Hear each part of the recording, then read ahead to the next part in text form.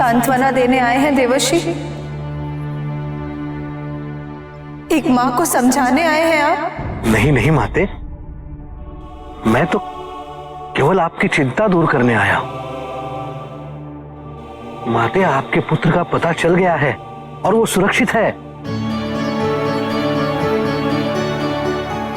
क्या? सत्य सत्य कह रहे हैं आप देवर्षि? कहीं आप एक मां की उद्विग्नता को शांत नहीं तो? नहीं नहीं माते, नहीं।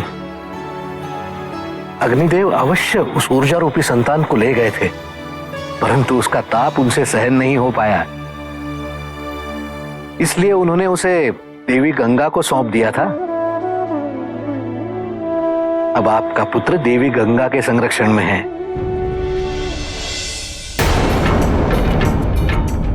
तुम्हारे तेज से इस समस्त सृष्टि झुलस जाएगी, इसीलिए तुम्हारी और इस सृष्टि की रक्षा करना मेरा कर्तव्य है।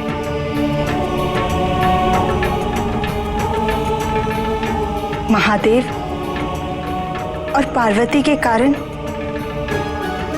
आज मुझे भी मातृत्व की अनुभूति हुई है।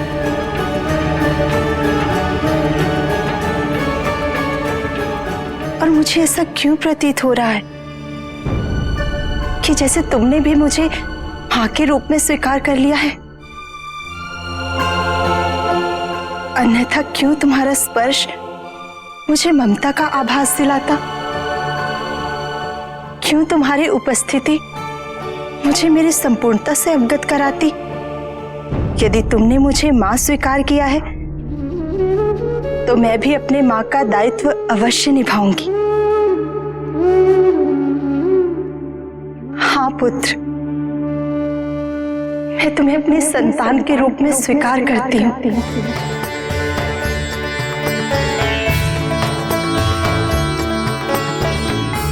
आज से तुम गंगा पुत्र।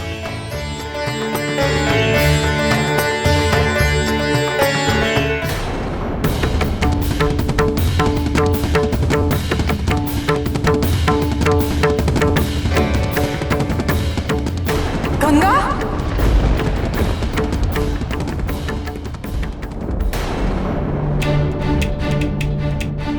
नहीं, अब हमारे साथ इतना बड़ा विश्वासघात नहीं कर सकती।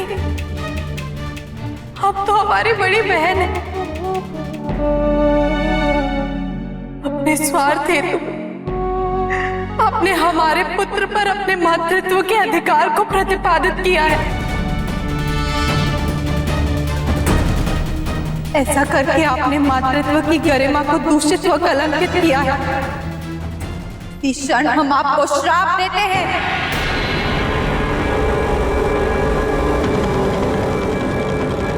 कि आप में मृतदेह बहेंगे।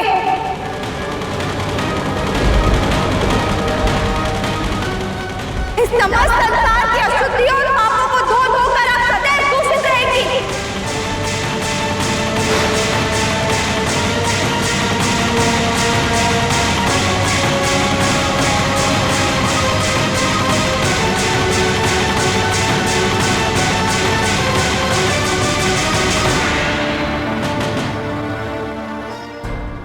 मैं जानती हूं इस दायित्व का निर्वाह करना अत्यंत कठिन होगा, किंतु मैं तत्पर हूं। यदि महादेव और पार्वती के पुत्र को मैं शरीर प्रदान कर पाई तो ये मेरा सौभाग्य होगा। मेरा जीवन सफल हो जाएगा।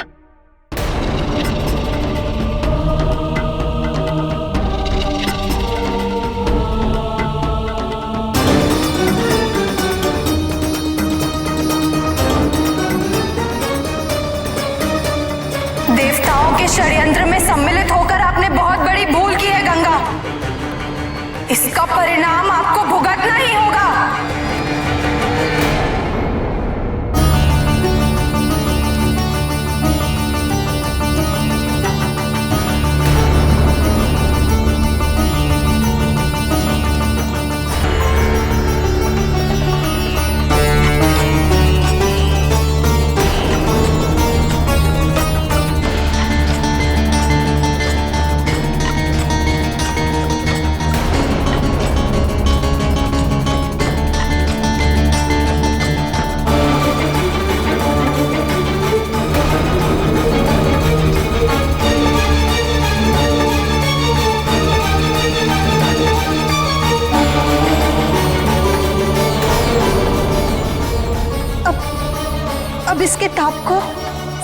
करना मेरे सामर्थ्य में नहीं है, परंतु मैंने इसके संरक्षण का दायित्व स्वीकार किया है। अब मैं क्या करूं? इस पिंड का परित्याग मैं कर नहीं सकती, और यदि मैं इसे इसी प्रकार धारण किए रही तो इसके ताप से मेरे अंदर सब नष्ट हो जाएगा।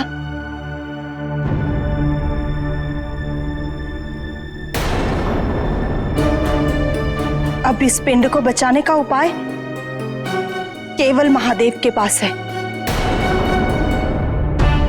मुझे अतिशीघ्र इस पिंड को उन तक पहुंचाना होगा। हाँ,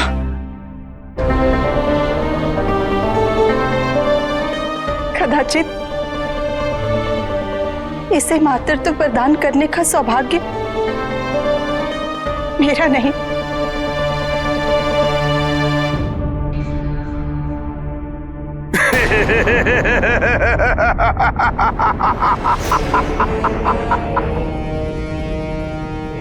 देखो संसार का दुर्भाग्य, जो देवता शिव और पार्वती के पुत्र की रक्षा करने चले थे, वही देवता पार्वती के श्राप के पात्र बन गए। यहां तक कि पार्वती ने अपनी बड़ी बहन गंगा को भी क्षमा नहीं किया, उसे भी श्राप दे दिया।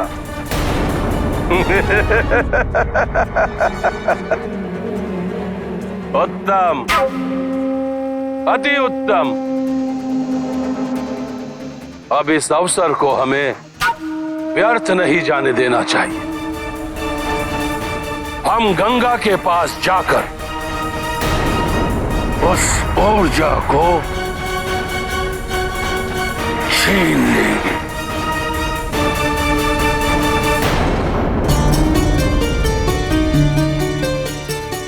अब मैं पार्वती के पास कैसे पहुंचूं? और यदि समय रहते मैं उस तक नहीं पहुंची तो ये पिंड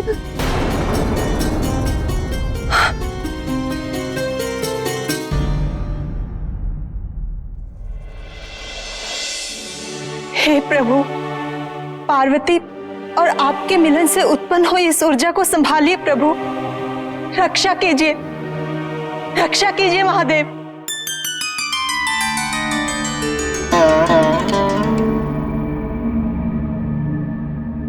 गंगा, इस ऊर्जा को पुरुष उत्पन्न तो कर सकता है, किंतु इसे धारण करने का सामर्थ्य केवल प्रकृति में ही है। समय अधिक नहीं है गंगा, ये किसी भी क्षण शरीर धारण कर सकता है, किंतु इतने शीघ्र तुम पार्वती के पास नहीं पहुंच सकती। तो इस परिस्थिति में मुझे क्या करना चाहिए महादेव? इस संसार में पार्वती के अलावा इस ऊर्जा को धारण करने का सामर्थ्य केवल धरती में ही है। जिस ताप को इस संसार में कोई सह नहीं सकता, उसे धरती अपनी गोद में धारण कर लेती है।